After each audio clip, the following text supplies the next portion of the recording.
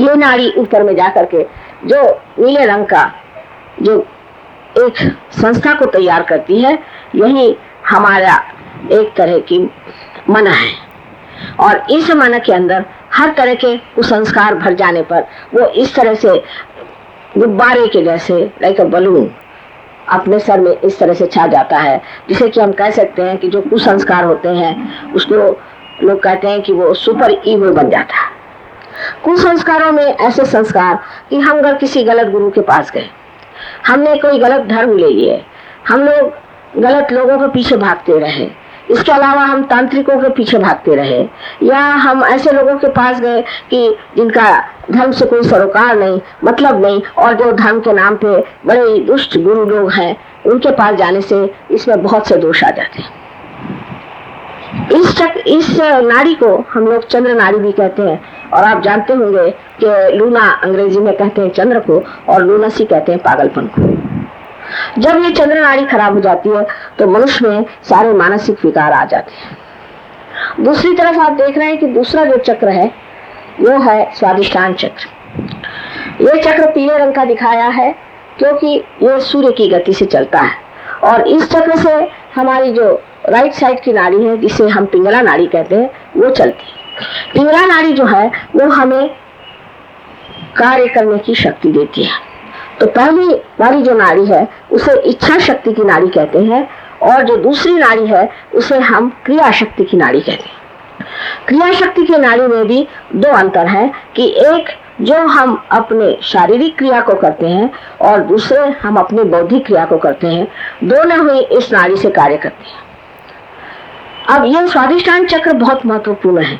खासकर मैंने कल देखा कि यहाँ बहुत से लोगों को स्वादिष्ठान चक्र की तकलीफ थी।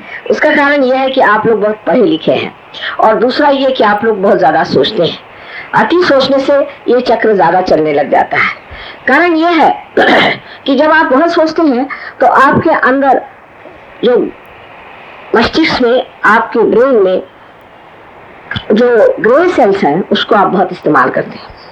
जब उनको आप बहुत ज्यादा इस्तेमाल करने लग जाते हैं तो उसकी जगह दूसरे भी आने चाहिए। वो कहाँ से आएंगे? तो उसकी क्रिया, ये जो चक्र है, ये अपने पेट के मेद से उसको बनाता है उन ग्रे सेल्स के लिए, क्योंकि अपना ब्रेन भी जो है वो भी मेद माने फैट से बना है। तो फैट सेल से वो ग्रे सेल्स बनाता है यही चक्र, और इसको ये बीच में से ऊपर भेज देता है। इस तरह से ये हमारे ब्रेन में सेल्स चले जाते हैं। जब हम इस तरह से बहुत ज्यादा सोचते हैं और हम बहुत ही ज्यादा फ्यूचरिस्टिक हो, या हम हमेशा भविष्य की बात सोचते हो, तब ये नाड़ी ज्यादा चलती है। और जब हम अपने भूतकाल की, अपने गए बीते दिनों के बारे में ज्यादा सोचते हैं तो हमारी दूसरी नाड़ी चलती है। तो समझ लेना चाहिए कि इस तरफ में सबकॉन्शियस माइंड है, तो इस तरफ में आपका सुप्रा कॉन्शियस माइंड है।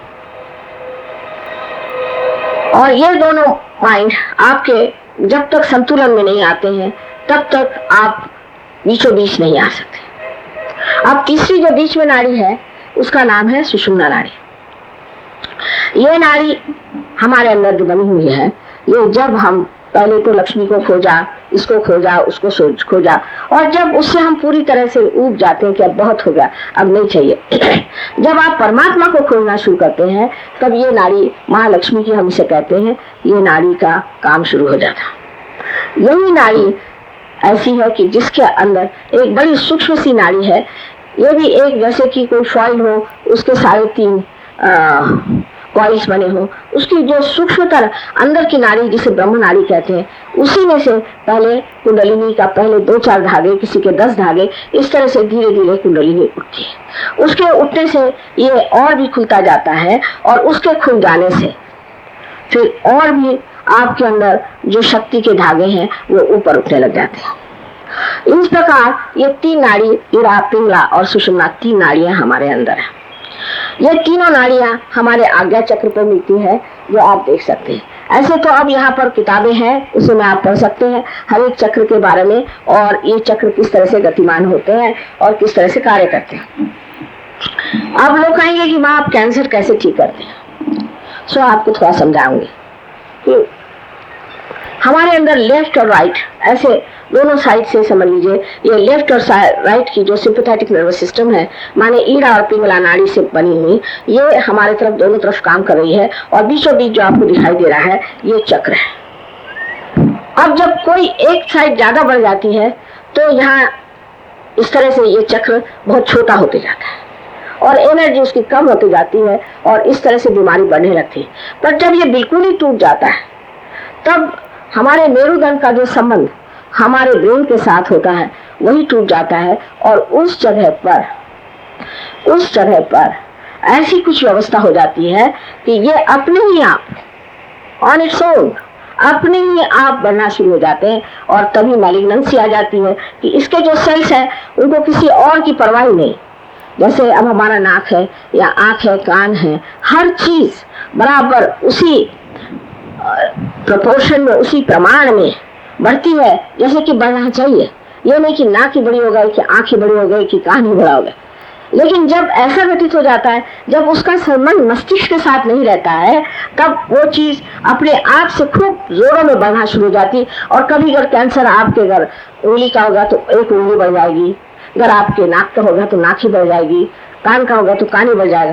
तो वो चीज जाकर के दूसरी जो सेल्स उनको दबाती है और इसी तरह से कैंसर का रोग घटित होता है।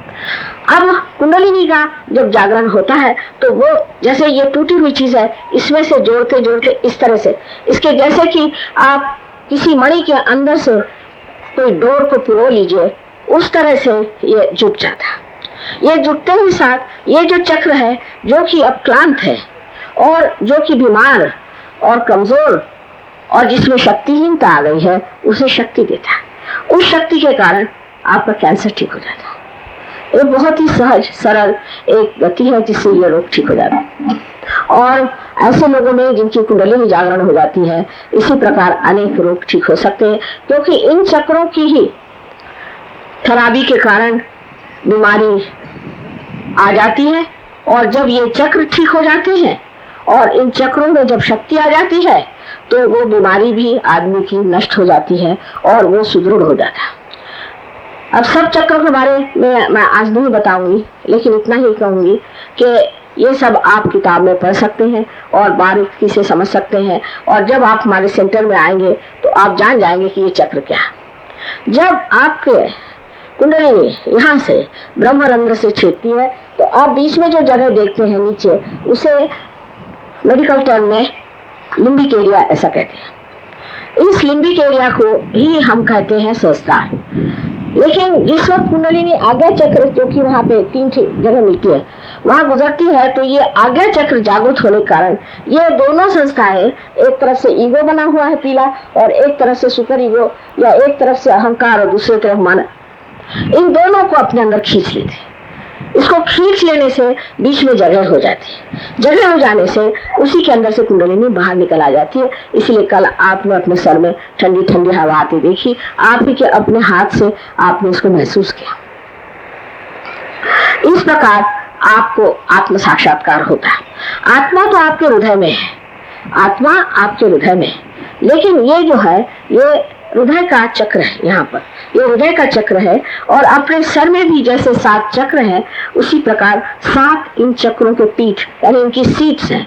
जिस वक्त यहाँ ब्रह्मरंध्र में आकर के कुंडलिनी भेदन कर देती है तो हृदय में ही इसका प्रकाश चला जाता है और आत्मा का संबंध हमारे चित्त से हो जाता है और हमारे चित्त के अंदर कुंडलिनी का असर ये आ जाता है कि हम आलोकित पाते हैं अपने चित्त को। जैसे कि आप देखिए, ये मेरी साड़ी है, इसी प्रकार समझ लीजिए चित्त यहाँ फैला हुआ है।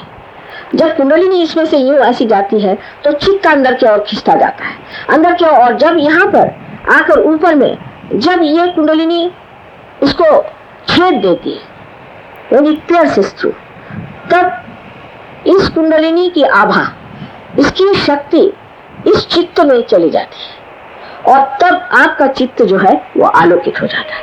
ये बहुत ही सहज सरल चीज है, लेकिन उसको करने के लिए ऐसे ही लोग चाहिए कि जो इसमें अधिकारी हो।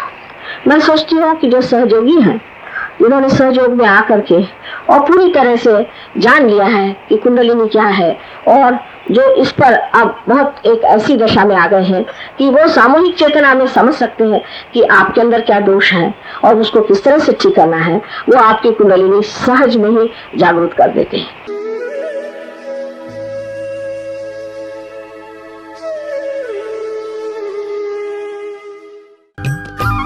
सब्सक्राइब कीजिए कुंडलिनी जागरण को और प्रेस कीजिए बेल आइकन को, जिससे कि आपको मिल सके हमारी लेटेस्ट वीडियो सबसे पहले।